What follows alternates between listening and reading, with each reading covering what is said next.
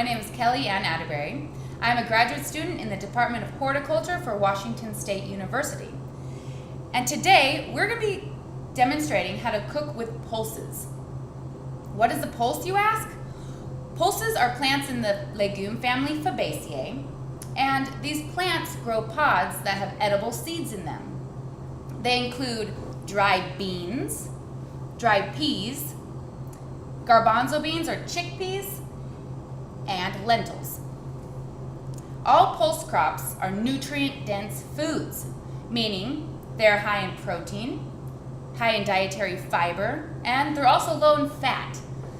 They contain minerals such as iron and zinc, and vitamins such as folate and many others. Today, we're going to be focusing on cooking with dry beans, which is a pulse crop that grows well here in Washington.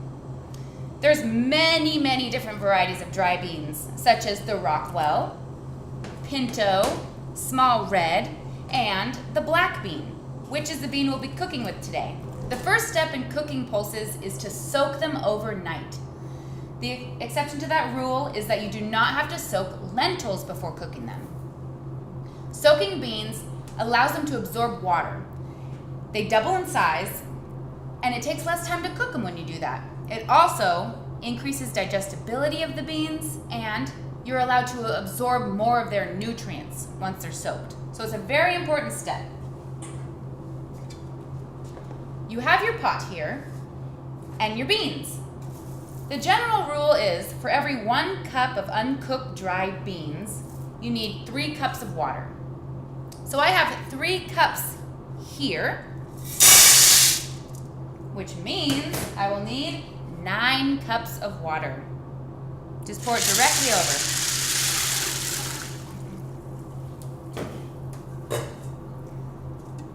And let that sit overnight. After 8 to 12 hours of soaking your dry beans, place them on the stovetop.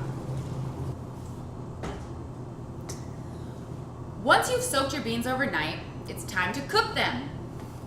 The stovetop method here takes an hour to an hour and a half to cook your beans. So if your time is limited, you can purchase canned beans, or you can cook them in a pressure cooker, which only takes 15 minutes.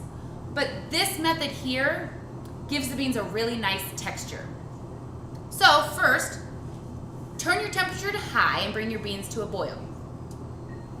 Then turn it down to medium and allow them to simmer for an hour to an hour and a half, or until your beans are done. And you'll know they're done because when you taste them, they'll be soft but still hold their shape.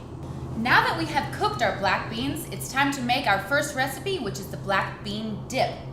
This is a quick and versatile way to get your beans in.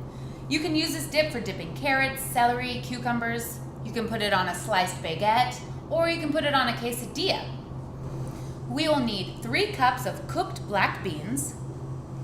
We will also need 2 cloves of garlic minced, 1/3 cup of olive oil, 1/4 cup of lemon juice, 1/2 cup of shredded Parmesan cheese.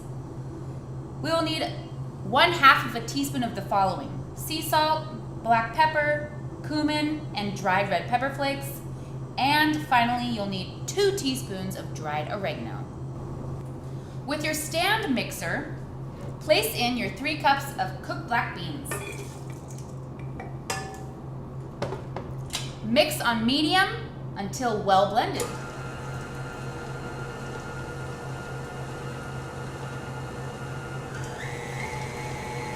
Rev it up to high if you need to, just to break the beans up.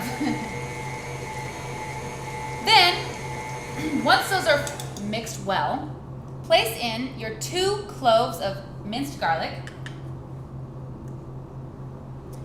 your 1/3 cup of olive oil,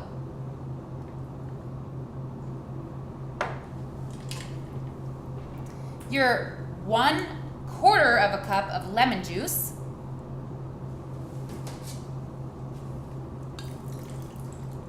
you can use a strainer so you don't get the seeds and the pulp in there.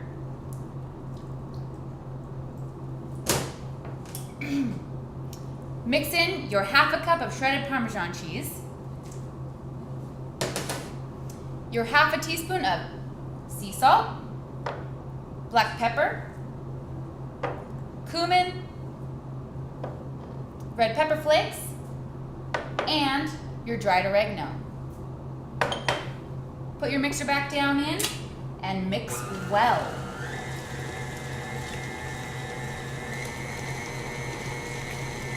This takes a minute or so. You'll see it changing over time. And your final product is a delicious black bean dip.